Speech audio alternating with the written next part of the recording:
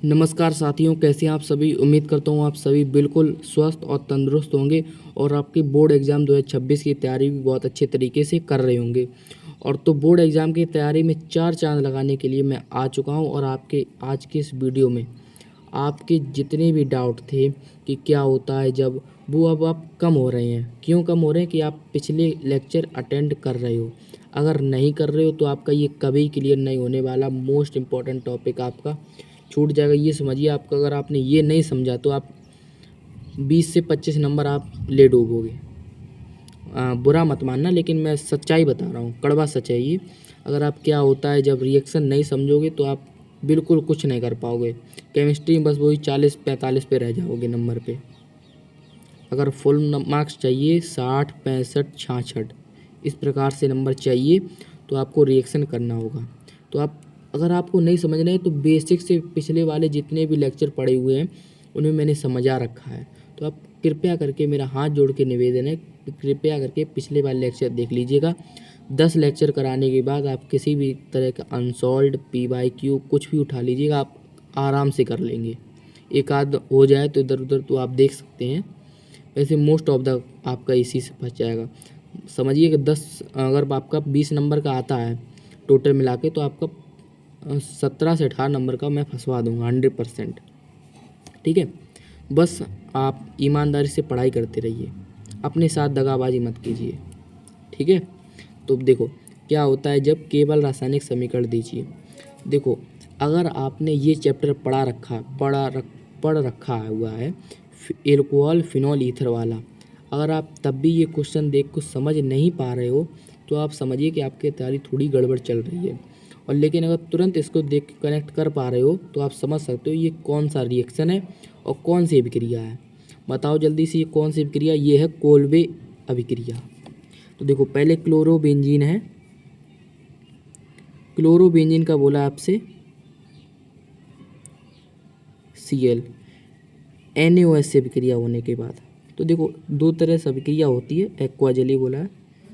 तो यहाँ से आप क्या, इसमें बोला है आपसे कि आप क्या कीजिए, NaCl को मत निकालिए, क्लोरोबेंजीन यहाँ से आपको क्या कीजिए, आप यहाँ से आप इतना हिस्सा HCl निकाल दीजिए बाहर।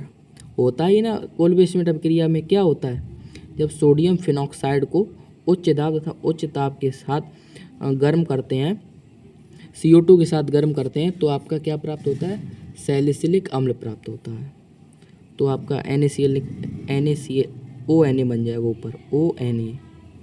उच्च दाब के साथ गर्म कर, CO2 लिखो, CO2 यहाँ पे और होगा, CO2 के साथ गर्म करते हैं, कार्बन डाइऑक्साइड। तो इसके साथ आप क्या कीजिए, CO2 के साथ आप उच्च दाब लिख लीजिए, बड़ा तीर लगा के, उच्च दाब का उच्च ताप, high temperature and high atmosphere pressure. ठीक है, उसके बाद आप क्या करिए, जल अपघटन होता है। गर्म करने के बाद आपका जल अपघटन होता है। जल अपघटन के बाद डायरेक्ट आपका बन जाता है जल अपघटन करा दीजिए, सांद्र HCl से अभिक्रिया करा दीजिए। सांद्र HCl के साथ अपघटित होकर आपका डायरेक्ट बन जाता है आपका। बस ये याद करने वाले रिएक्शन है, इसमें कोई मैं वो नहीं कर सकता हूँ। अगर चाहते हो समझना 2 स्टेप का रिएक्शन, तो देखो किस तरह से मैं समझा सकता हूँ आपको। देखो क्या होता है, देखो ये आपका होता है ONA, इतना तो आप जानते हो बन गया। अब आपका CO2 इससे अभिक्रिया करता है। CO2 क्या करता है, COOO है ना। तो ये क्या करता है ना, आप जानते हो, और इस पे जुड़ा रहता है प्रत्येक कोने पे हाइड्रोजन। तो ये आपका होता है OH हो जाता है, फिनॉल बन जाता है, और ये आपका बनता है COONA। ये जुड़ता है यहाँ पे ऑर्थो पोजीशन पे, और ये HCl के साथ अपघटित होके क्या होता है, NaCl बाहर निकलता है, और आपका ये जुड़ जाता है यहाँ पे OH, और आपका ये जुड़ जाता है आपका COOH। ठीक है, सैलिसिलिक अम्ल। तो क्वेश्चन आ जाए कैसे प्राप्त करोगे क्लोरोबेंजीन सैलिसिलिक अम्ल, कर दोगे बिना डाउट के, बिल्कुल कर दोगे आप। ठीक है, अगला देखो, फिनॉल निर्जल ZnCl2 की उपस्थिति में अमोनिया से क्रिया करता है। तो ये तो आप बना भी सकते हो, कोई दिक्कत नहीं इसमें तो, लेकिन बोर्ड एग्जाम में पूछा हुआ है 2-3 बार तो मैंने लिख लिया। इसी तरह से आएंगे बोर्ड एग्जाम में, कोई बाहर से थोड़ी नहीं आएगा। ZnCl2 निर्जल लिख लेना, ठीक है, जिसमें जल ना हो। तो क्या है, रिएक्शन बना दो, यहाँ से एक हाइड्रोजन, यहाँ से देखो OH पूरा, यहाँ से एक हाइड्रोजन निकालोगे तो H2O निकल जाएगा।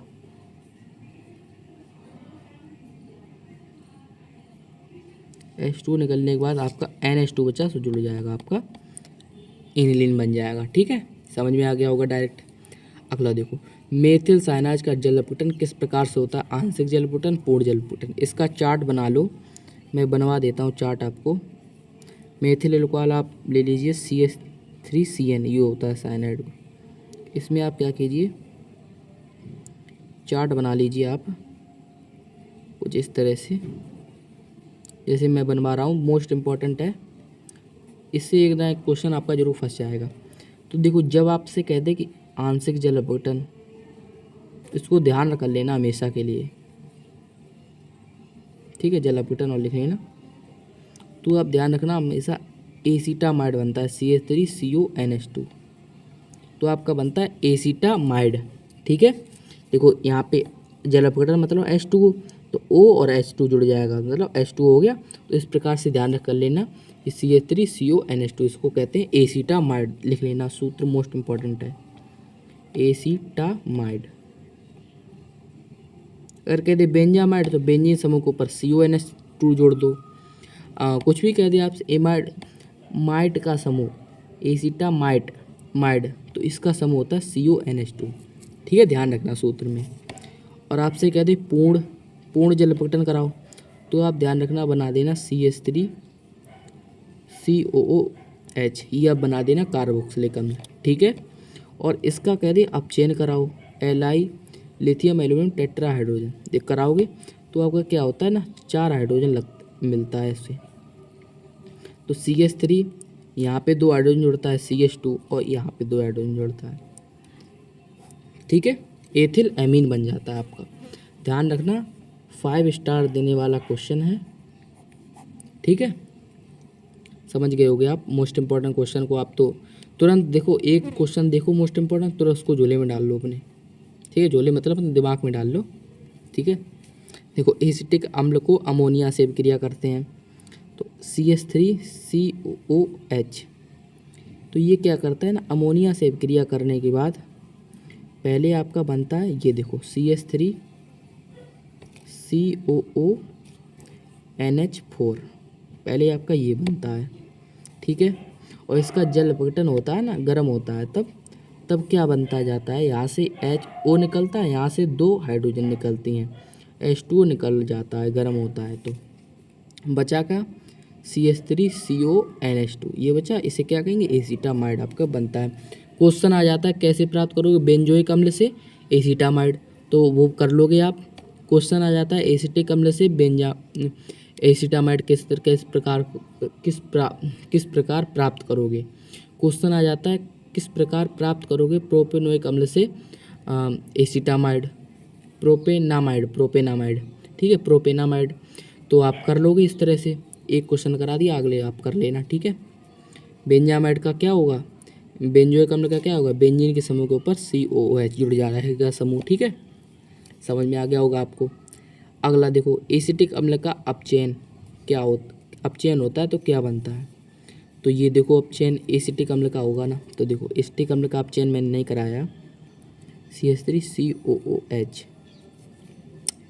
देखो मेरे भाई क्या बनता है, लिथियम एल्यूमिनियम हाइड्राइड, अपचयन आपका K2Cr2O7, ये कह दे पोटेशियम डाइक्रोमेट या पोटेशियम परमैंगनेट कहते, KMnO4 क्षारीय कह दे। तो बात एक ही है, इसमें क्या लगते हैं, 4 हाइड्रोजन मिलते हैं, ठीक है, 4 हाइड्रोजन मिलने के बाद CH3CH2OH, मतलब 2 हाइड्रोजन इसको कार्बन मिलते हैं और 2 हाइड्रोजन ऑक्सीजन मिलते हैं H2 को निकालने के लिए, ठीक है, समझ गए होगे। बहुत अच्छे क्वेश्चन आज मैंने कराए हैं आपको, बहुत अच्छे इनका लेवल था, बहुत अच्छे क्वेश्चन थे। और देखना, और क्या होता कैसे प्राप्त करोगे उसका तो लेवल और ही ज़्यादा होगा। क्वेश्चन जो मैंने सेलेक्ट किया है ना, वो बहुत इंपॉर्टेंट है दोनों। तो आपने अगर पिछले वाले लेक्चर नहीं देखे तो इसके बिना आपको बिल्कुल नहीं समझ में आएगा। तो मेरा गुजारिश है, धीरे धीरे आप समझ जाओगे। प्लीज़ कृपया करके सारी वीडियो देख लेना जाके, समझ में आया? देख लेना जाके, तो आपको डाउट 100% क्लियर हो जाएगा। मैं लिख के दे सकता हूँ 100% क्लियर होगा। और अगले टॉपर आप ही हो। वीडियो को लाइक कर देना अच्छी लगी हो, और सब्सक्राइब भी कर देना, इससे कि आपके भाई को सपोर्ट मिलता रहे। यार न्यू चैनल बना हुआ है, वीडियो भी नहीं अभी पड़ती थी, इतना मैं जानता भी नहीं हूँ ना इसके बारे में। तो प्लीज़ यार सपोर्ट करते रहना, ठीक है? इससे आपका भाई मोटिवेट होता रहे और आपके लिए अच्छी अच्छी वीडियो लाता रहे, ठीक है? मिलते हैं अगली वीडियो में, तब तक के लिए धन्यवाद।